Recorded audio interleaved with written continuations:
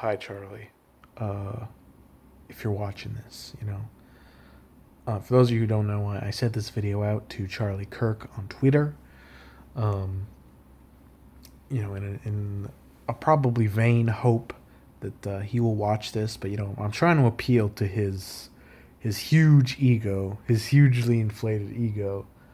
Um, and really, it's my goal to get him to watch this. But even if he has, at this point, he probably has stopped watching and just gone about his day. But I'm going to continue addressing this directly to Charlie because I also have a massively inflated ego, and I feel like it'll be so engaging. My orative skills will be so impressive that Charlie will be he'll be so mesmerized by my force of character that he'll just keep watching the video anyway, despite the things that I'm going to be saying to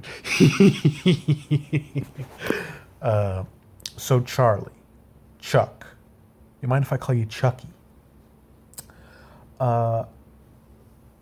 Let's think back. Okay, 6 months ago or thereabouts, you made a video with Prager University. It was the least diverse place in the world, or whatever, something like that, where you basically said that college campuses were demonizing and like oppressing conservative people, because the liberal hierarchy of the colleges, they just don't like other opinions. His proof for that, and this actually is a sentiment that you, Mr. Kirk, have continued to talk about on Twitter. I think it's like your fucking pinned tweet right now. Is you like with Rush Limbaugh being like, "Hey, you, who all here's been bullied for being a conservative?" And like everybody raises their hands. But you brought that up, and in that video specifically, the Prager University video, you said that when was the last time, as kind of like proof that there's this bias, like when was the last time you heard in a college campus that capitalism has brought more people out of poverty than any other system of governance? When was the last time you heard that climate change is mostly a natural occurrence and not mostly man-made? When was the last time you heard the argument that the black crime rate has more to do with the lack of black fathers than than I don't remember if it was historic or systematic racism, but you get the gist.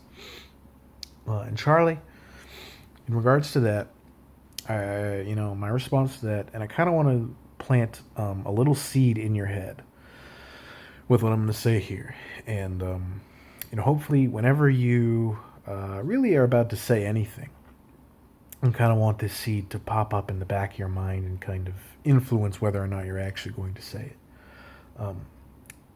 Because, the conclusion you draw when you say stuff like that is that, there's a huge liberal conspiracy to kill conservative ideas and stuff and whatever on college campuses. And you know what? That's a possibility. 0.01%, that's still a possibility. All right. But here's the more likely thing. And again, just put this in the back of your mind for whenever you say something. Perhaps it's because you're objectively wrong. All right? Perhaps no one is saying these things because they are statistically and morally and psychologically in every possible way that you would want to measure the truth, the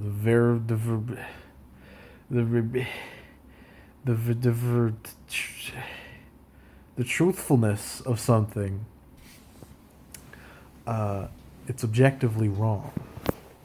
Any way you want to do it, all right?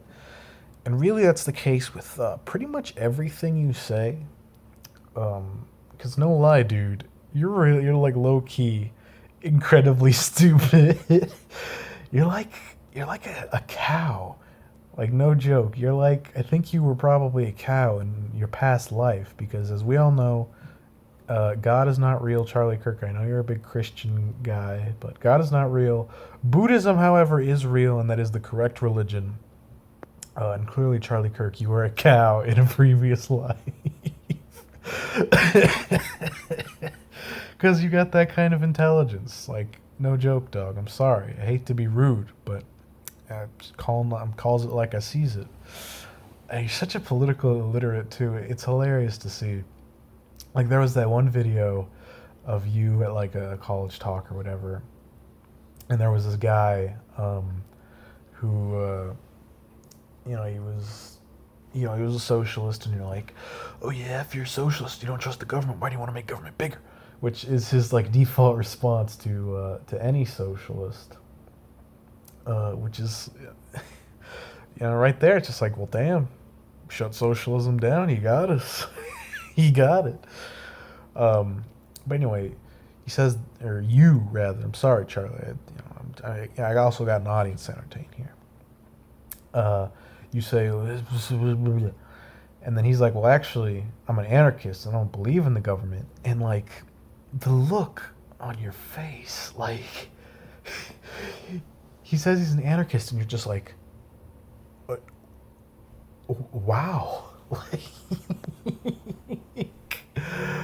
Like, you've never heard of libertarian socialism. What? And I'm sure you haven't. Because, I mean, to be fair, that's probably the case for most liberal pundits, and that includes, obviously, conservatives as well, because they're all liberals. In case you didn't know that, Chucky. But you probably didn't know that either. And also, like, you're historically illiterate as well. Like, you bring up the same examples of, XD, so horrible socialist countries every time. Like, you use Cuba for an example a lot, of shitty socialist countries. And that's like an alarm bell that goes off in my head. Anytime someone mentions Cuba as an example of why socialism doesn't work, I'm just like, okay, well, they literally know nothing about history at all. And it's not even like something that you have to dig around to find. Like, they teach that in fucking high school, I think, unlike most, successful examples of socialism. They say, they're like, oh yeah, America blockades, trade sanctions, all that good shit on Cuba. But people just ignore that, and they're like, nope. Fuck you, socialism is bad. But anyway, yeah, Chuck, I know this video's been kind of getting long. I know you're a busy guy. You had a lot more colleges to go to and enlighten them about the fact that historic racism plays no part in the current issues facing black people in America today. And how